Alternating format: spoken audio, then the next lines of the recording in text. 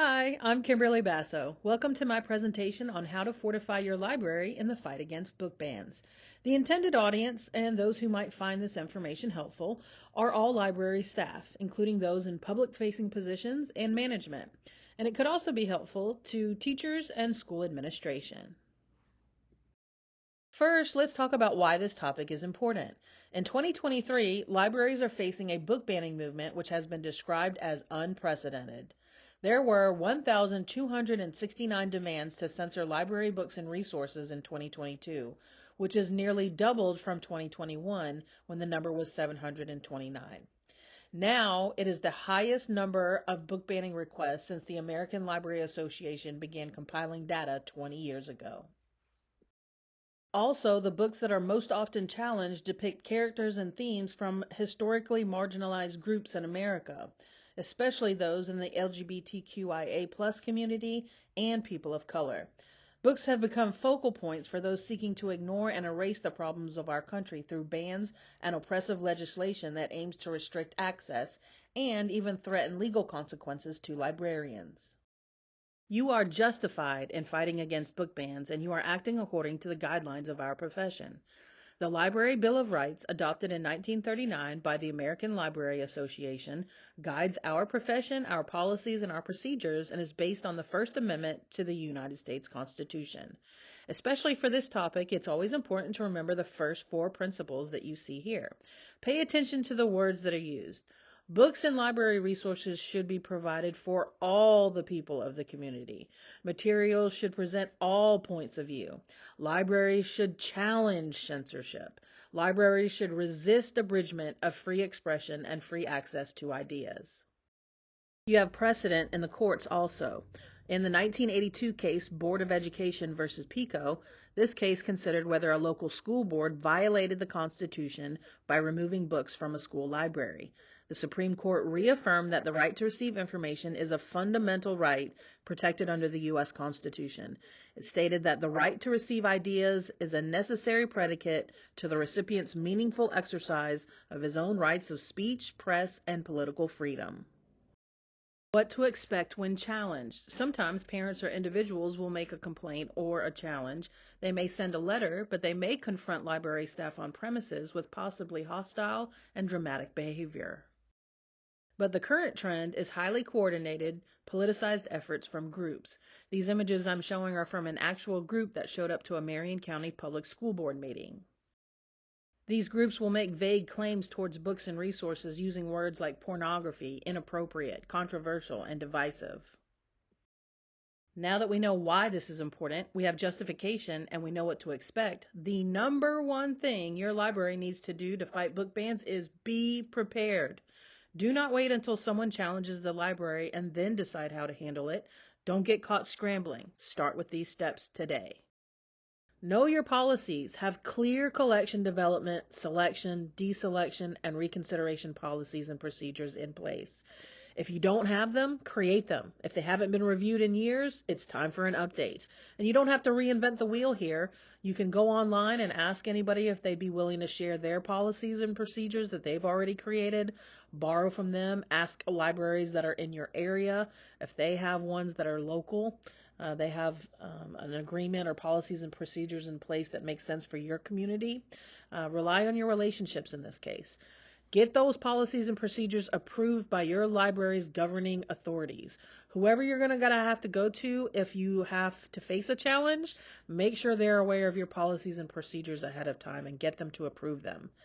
Make sure all library employees are familiar with the policies, and that includes knowing where to find the physical copies and knowing who to turn those physical copies into. Educate stakeholders such as friends groups, boards, administrators, teachers, and parents of students to make sure that they are aware of the policies. Set up a regular schedule to review the policies and make sure everyone is familiar with any updates. And especially if you're in a school, be aware of any possible technicalities or other policies that may override what you're creating, such as a district or a state board of education policy. You need to make sure that you have forms available for somebody to fill out if they want to ban a book or challenge a book. This one is titled The Request for Reconsideration of Educational Materials. And I will give you the resource where you can find samples of forms like this and samples of handbooks and guidelines. I'll do that at the end of the presentation. But for now, I just wanted you to see what this looks like. Obviously, in the beginning, you're just going to have some of the standard data that you would collect, but also you're going to ask questions of the person who's putting the complaint in and ask them to make explanations. And then once they fill this form out and sign it and date it, you need to make sure that they know who to turn this form into. Your entire front staff, anyone dealing with the public or who might give this form out, they need to know who to turn this form into, and then that person needs to make sure that they are taking action on this immediately. Find out if there are any groups that push book bans that are operating in your area. Two that have been trending lately are Moms for Liberty and No Left Turn in Education. Now, I live in a small town, Florence, South Carolina, and I thought, well, we live in such a small town, I'd be surprised if any of these groups are operating around here. But I decided to go online and Google it, Moms for Liberty, Florence, South Carolina. And sure enough, Florence County chapter, Moms for Liberty, here you go, an entire website dedicated to it. Florence County, South Carolina. They're nice enough to put their pictures on there. So I spent some time just browsing around this site, looking at the pictures, becoming familiar.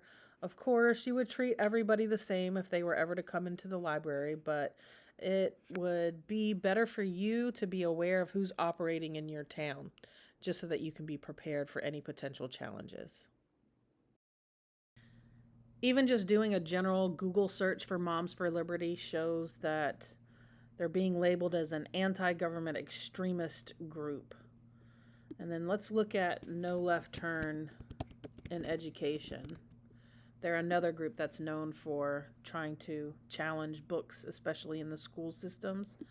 So if we go to their website, you can see that they present themselves as patriotic by the first thing that we see when we come to their website. But let's look at an example petition that they have listed here.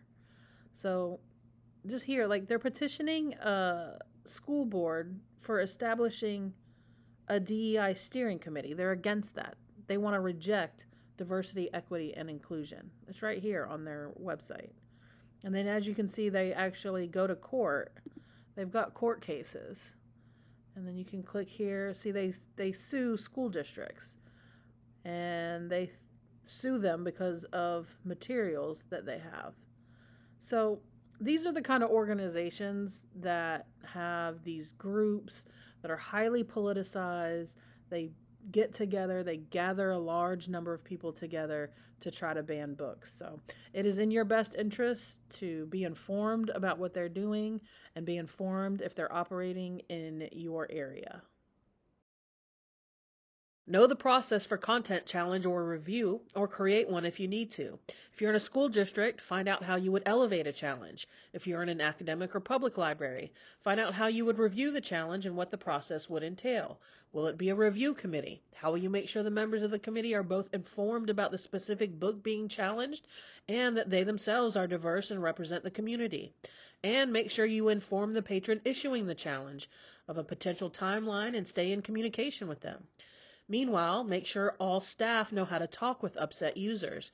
Have training sessions where you act out an interaction with a difficult or hostile patron, and have your staff practice remaining calm and de-escalation tactics.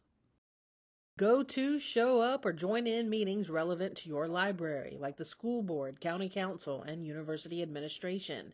Being familiar with how the meetings are run and seeing familiar faces will be helpful should you need to interact with them because of a book challenge. Establish relationships in your community now if you haven't already. Very often, groups are trying to make headlines and push their agendas with these book challenges. So establish relationships with media personalities, TV, radio, print, social, will help ensure that the library's policies and the library side of the story gets told too. Get politicians and administrators to go on record that they support the First Amendment. That way it'll be easy when they're faced with a book challenge. And find out contacts for your vocal allies. These are people who will be easily apparent. You already know that they are against book challenges. But also, do your best to tap into the quiet middle. These people are less apparent. They aren't the ones shouting from the soapbox all the time, but if you present them with the facts of what is happening, they will stand up in support of books and freedom of speech. Now that you've made contact with administrators, board members, media personalities, and allies, prepare an offensive campaign. Point out to them that censorship has costs and wastes public resources. Libraries have been sued for removing books or restricting access to them, and going to court costs money. Then, if the library loses in court, damages can be substantial. There are bills out there that make librarians who are public employees legally liable for distributing certain materials. If that bill passes, it could result in higher municipal insurance costs. Books can also be caught in legislative dragnets. For example, if you ban a book for having content about prostitution, well, then you'd also have to ban the Bible. And finally, removing books from shelves entirely circumvents parents' decision-making authority. So if you have a book that you don't like, you as a parent can choose to not allow your child to read it. You don't want to circumvent your decision-making process by banning books altogether. Long before you ever have to deal with a book challenge, you should promote and establish your library as a freedom of information center. Make social media posts and hang up posters on the front doors and around the library detailing the First Amendment, freedom of speech, and the Library Bill of Rights. Get creative with it. Here, library staff Amy Bader and Adriana Sotolongo created a phoenix out of poster board and streamers to hang above this display at the Onondaga County Public Library System in Syracuse, New York. Host an event. You could do a Read Across America event or a Dear Banned Author event where you encourage everyone to write a letter or tweet at an author whose books have been banned. You could also provide postcards to write to your senators. You don't have to wait for someone to challenge a book to hold a peaceful protest, like a banned book read-in. This is a picture of Dr. Joangela Edwins, a professor at my university, who put together our event in April. Library staff, faculty, and students all volunteered to read out loud in a public forum challenged books. I chose to read Speak by Laurie Halse Anderson, and not only do I feel like our event let our community know that we stand up for freedom of speech and expression, but I also personally felt so strong and so proud afterwards. We have to remember to do things to charge our own batteries too. And speaking of recharging batteries, we all recognize that library staff are already overworked and underpaid. Having to deal with the worry or anxiety of a potentially hostile confrontation over a book challenge can be overwhelming. Show kindness and support to your coworkers. And especially if you are in management, recognize your staff in meaningful ways. Remind them that they are good at their jobs because they are professionals with skills, talent, and intellect. Seek praise for the staff from the library board, city or county council, or administration. Use your words and take action. Don't just talk, take action also. Make sure your staff are getting breaks and make a safe space where they can go if necessary.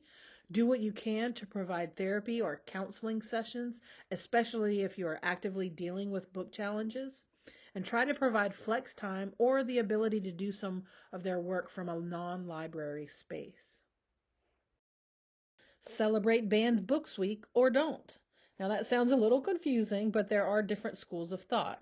So if you like having the backing of a respected organization like the ALA and you like the themes and the resources that they provide, by all means, celebrate Banned Books Week. But another idea is to rebrand the concept as Intellectual Freedom Week or a week dedicated to protecting the First Amendment. And in even another school of thought is that by highlighting banned or challenged books, you're actually giving more attention to those who want to uphold supremacist ideals. So get rid of the week-long celebration altogether and put the books on display all year long. Make those displays when it's unexpected and give it a non-banned books theme. A highly challenged book like Speak could be displayed as YA, as teenage angst, girl power, even as a bestseller theme. You should do whatever feels best for your library and your community. Whatever you choose to do, remember your reasons why.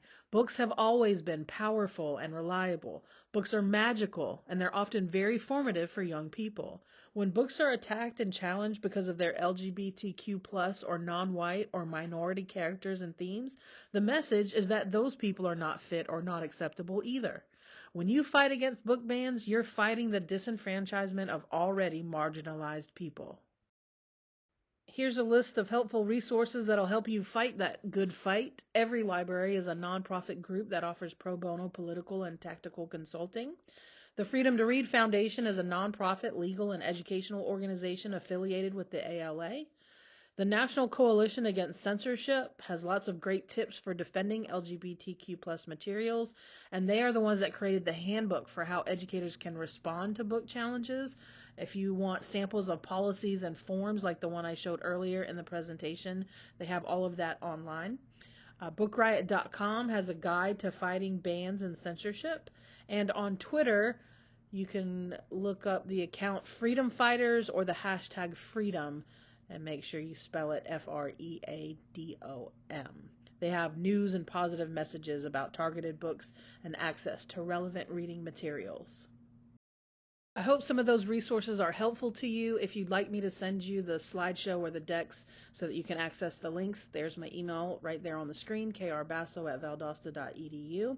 And the final thought I'd like to leave you with is be proactive so you don't have to be reactive. Thank you for watching this presentation, and I hope you learned some tips on how to fortify your library in the fight against book challenges. Here are your references.